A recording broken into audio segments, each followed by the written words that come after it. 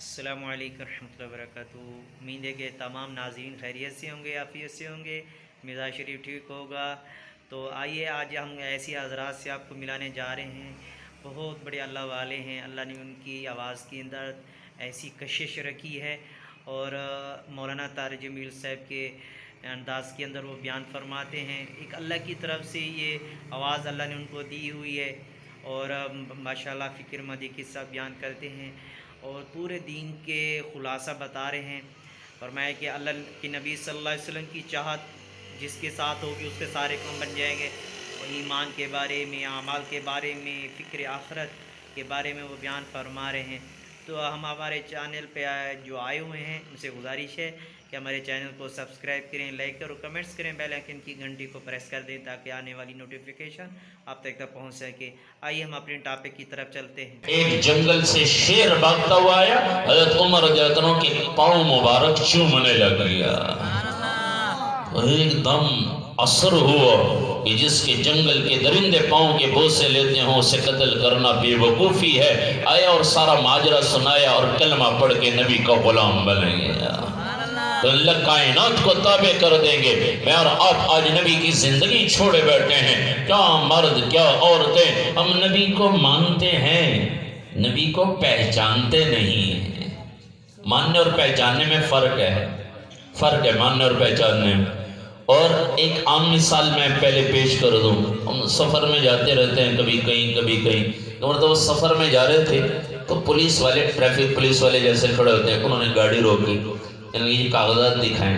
ہم کاغذات دکھانے لگے، اتنی دیر میں پیچھے ایک اور گاڑی کو روکا انہوں نے۔ اس گاڑی کی اگلی سیٹ پہ ایک آدمی بیٹھا ہوا ہے، عام لباس میں وہ بھی، لیکن ہے وہ کوئی پولیس افسر تھا۔ تو جب وہ پولیس والے نے کہا کاغذ دکھاؤ، جیسے ان کا انداز ہوتا ہے، تو وہ جو آگے بیٹھا ہوا تھا پہچان نہیں سکے کیونکہ عام کپڑوں میں تھا، لیکن تھا پولیس افسر۔ تو اس آدمی نے کیا کیا، اس نے جیب سے بٹوا نکالا، پولیس افسر والا کارڈ نکال کے یوں وہ پولیس والے کی طرف کیا۔ اور جو پہلے مانگ رہا تھا کاغذ، ایک دم اس کا انداز بدلا۔ پہلے پہچان نہیں تھی نا کہ یہ کون ہے، بعد میں ایک دم جو پہچان ہوئی تو ایک دم اس نے یوں سلوٹ مارا، سوری سر غلطی ہو گئی سر، اگر چائے پانی ہو جائے۔ انہوں نے کہا نہیں ہم جا لیں، جی سوری سر غلطی ہو گئی۔ وہ بار بار یہی کر رہا ہے، سلوٹ بھی اور سوری سر۔ یہ انداز کیوں بدلا؟ جب پہچان ہو گئی تو انداز بدل گئے۔ پہلے مانتا تھا کہ کوئی آدمی ہے، انداز بدل گئے۔ اللہ کے نبی صلی اللہ علیہ وسلم تشریف فرمائے ہیں، صحابہ بیٹھے ہوئے، ایک بدو دیہاتی اونٹنی کے ساتھ گوشت شکار کر کے لا رہا ہے، مردہ گو۔ عرب آج بھی کھاتے ہیں گوشت شوق سے، وہ مردہ گوشت شکار کر کے لا رہے ہیں، اونٹنی کے ساتھ باندھیے۔ ایک دم اللہ کے نبی پر نظر پڑی، لوگوں سے پوچھا یہ کون ہے؟ انہوں نے کہا یہ وہ ہیں جو کہتے ہیں میں اللہ کا رسول ہوں۔ اچھا یہ اللہ کے رسول ہیں۔ گو کھولی، مردہ گو اونٹنی سے، اور اللہ کے نبی کے سامنے یوں پھینکی اور کہنے لگا آپ کہتے ہو میں اللہ کا رسول ہوں، یہ گو کہہ دے کہ آپ اللہ کے رسول ہیں، میں آپ کا کلمہ پڑھ لوں گا۔ گو کہہ دے تو اللہ کے نبی کا اگر کوئی بھی کلمہ نہ پڑھے پھر بھی ہمارے نبی کی شان بلند ہے۔ رب کی قسم ہمارے نبی کی شان میں ذرہ برابر کمی نہیں آ سکتی۔ ساری دنیا گستاخ بن جائے نبی کی، اللہ کی قسم میرے نبی کی شان میں ذرہ برابر کمی نہیں آ سکتی۔ یہ سورج چاند، یہ سورج چمکتا ہے صبح کو، ساری دنیا کے انسان سورج کو گالیاں دینے لگ جائے، مرد عورتیں سب گالیاں دینے لگ جائے، سورج کی روشنی میں کمی آئے گی؟ نہیں آ سکتی۔ اور جس کی وجہ سے یہ سورج چاند ستاروں کو اللہ نے بنایا ہے، تو کیا خیال ہے ساری دنیا گستاخی کرنے لگ جائے، اس نبی کی شان میں کوئی کمی آ سکتی ہے؟ اور اگر ساری دنیا نبی کی تعریف کرنے لگ جائے تو بھی میرے نبی کی قسم، میرے رب کی قسم، اللہ کے نبی کی شان میں ذرہ برابر زیادتی نہیں ہوگی۔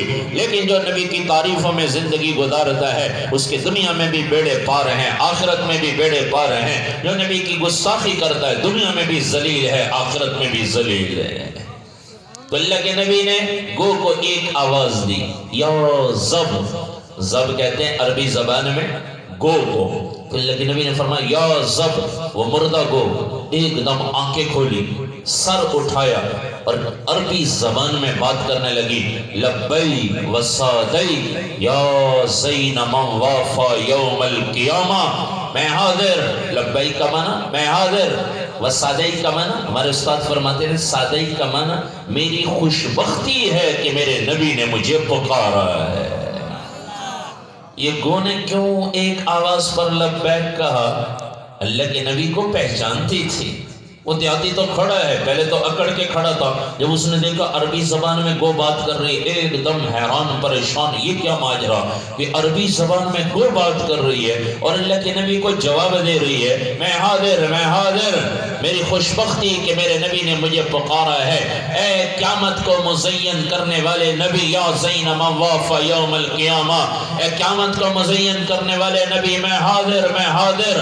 یہ گو نے کیوں جواب دیا کہ نبی کو پہچانتی تھی؟ مسجد کے مینار سے 5 وقت آواز آتی ہے حی علی الصلاۃ، او نماز کی طرف، حی علی الفلاح، او کامیابی کی طرف، لیکن مسلمان پھر بھی نماز کی طرف نہیں آتے۔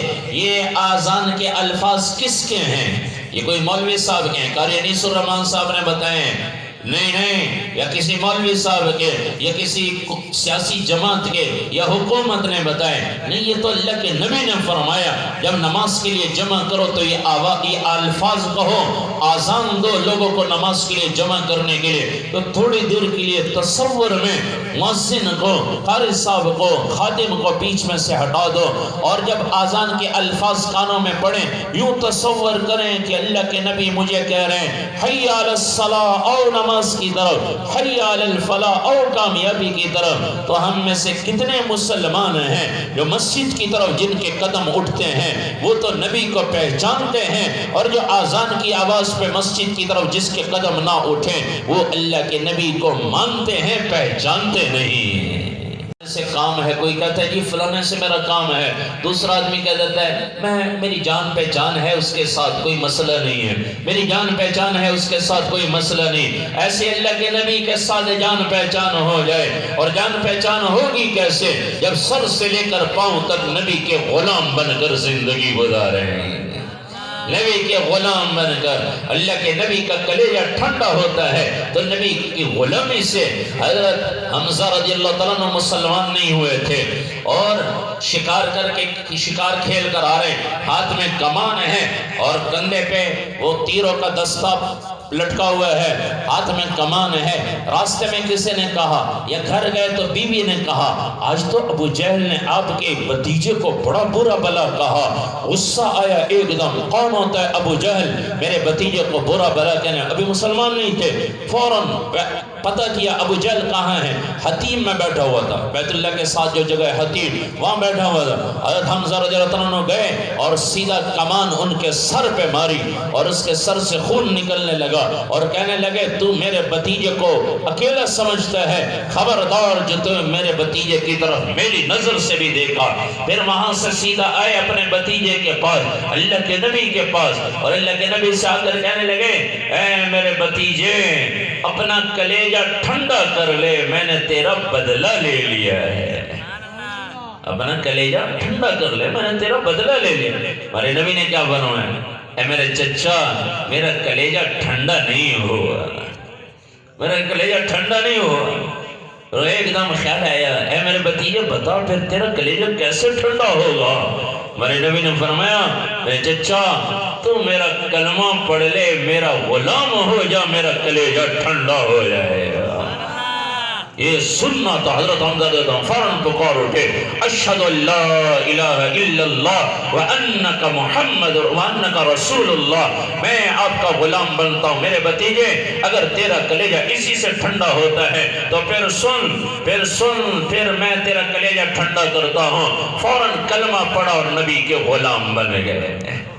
تو بھائیو اس سے پتہ چلا ہمارے نبی کا کلیجہ نبی کی غلامی سے ٹھنڈا ہوتا ہے۔ تو آج سے ہم بھی، مرد بھی عورتیں بھی، آج سے نیت کریں اللہ کے حبیب صلی اللہ علیہ وسلم کی مبارک زندگی اپنائیں گے، اور اس میں سب سے پہلا قدم اپنی زندگی سے شروع ہو جائے۔ اللہ کے نے جو قرآن میں وعدہ فرمایا ہے بہترین زندگی بنانے کا وعدہ، نبی کی غلامی پر علماء تشریف فرمائے ہیں۔ اللہ نے قرآن میں نہ مال کے اکٹھا کرنے پہ وعدہ فرمایا بہترین زندگی کا، نہ چیزیں اکٹھے کرنے پر، بلکہ اللہ نے فرمایا من عمل صالحا من ذکر او انثى وهو مؤمن، جو بھی مرد ہے یا عورت عمل صالحہ کر کے آ جائے، وَهُوَ مُؤْمِن، ایمان کی حالت میں، پہلی شرط ہے اللہ رسول پر ایمان لانا، اور دوسرا کہ عمل صالحہ، عمل صالحہ کیا ہے؟ یہ پانی پینا میری ضرورت ہے، نبی کی سنت کے مطابق پیوں گا، یہ عمل صالحہ ہے۔ کھانا کھانا میری ضرورت، نبی کے طریقے پر عمل صالحہ۔ لباس میری ضرورت، نبی کے طریقے پر عمل صالحہ۔ دنیا کا ہر کام نبی کے طریقے پر عمل صالحہ۔ اللہ فرما رہے ہیں فَلَنُحْيَنَّهُ حَيَاةً طَيِّبَةً، میں دنیا کی زندگی بہترین بنا دوں۔ کس پر؟ نبی کی غلامی پر۔ تو آج مرد بھی عورتیں بھی سب آج نیت کر کے اٹھے۔ بہت سارا مستورات کا عورتوں کا بھی مجمع ہے، ہمارے نبی نے سے عورتوں نے، اس زمانے کی عورتیں بھی نبی کے واز سننے کے لیے بےتاب رہتی تھی، آپ کے پاس پیغام بھیجا، یا رسول اللہ یہ مرد حضرات تو آپ کی خدمت میں آتے ہیں، دین کی باتیں سیکھتے ہیں، تو کوئی ہمارے لیے بھی وقت مقرر کر دے۔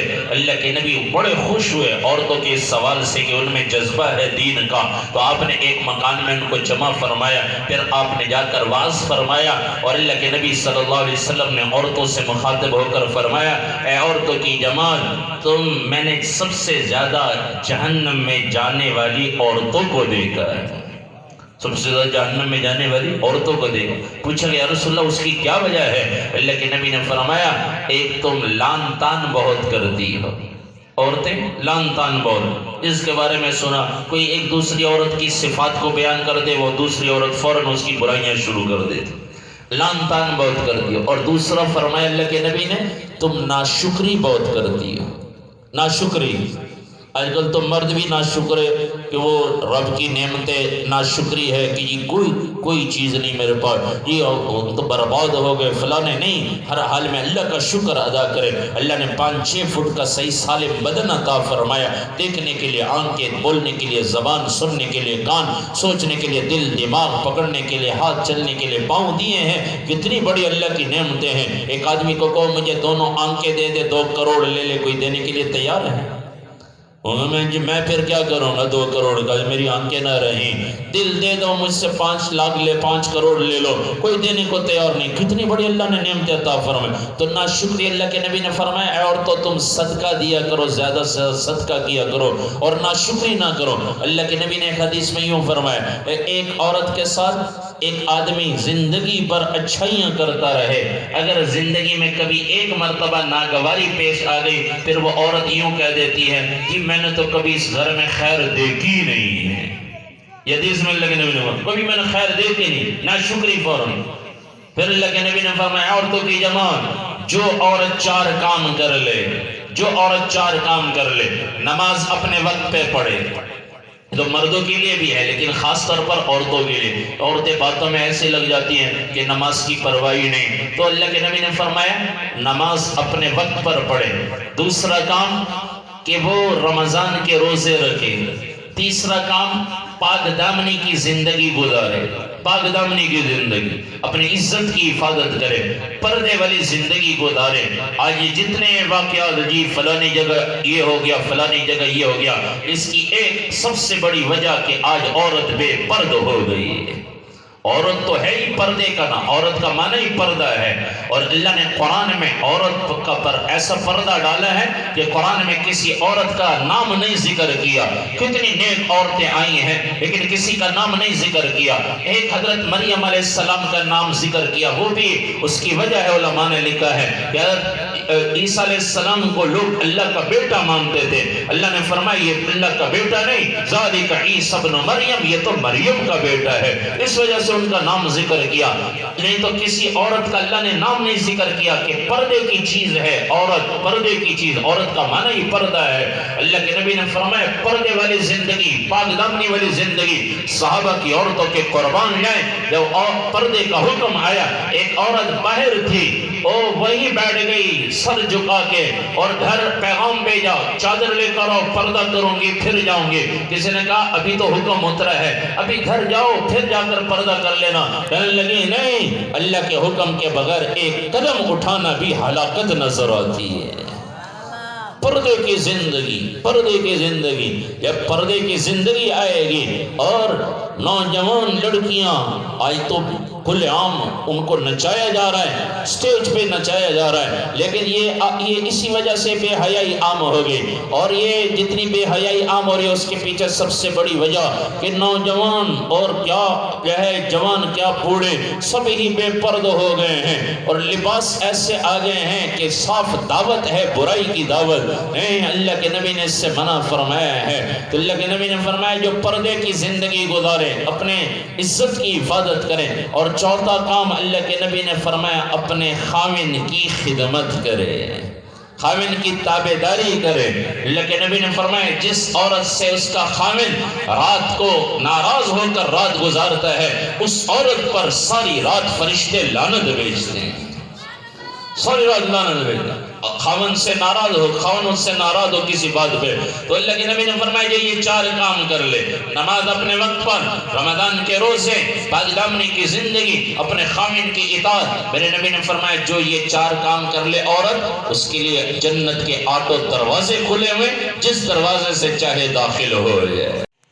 جس نے بھی ہمارے چینل کو سبسکرائب کر دیا ہے اسے گزارش ہے کہ آگے اس ویڈیو کو شیئر کریں تاکہ ہر مسلمان جو ہے ایمان و اعمال والی زندگی پہ آ جائے، اللہ اس کے رسول کی زندگی کو اپنانے والا بن جائے. ملتے ہیں نیکسٹ ویڈیو کے ساتھ.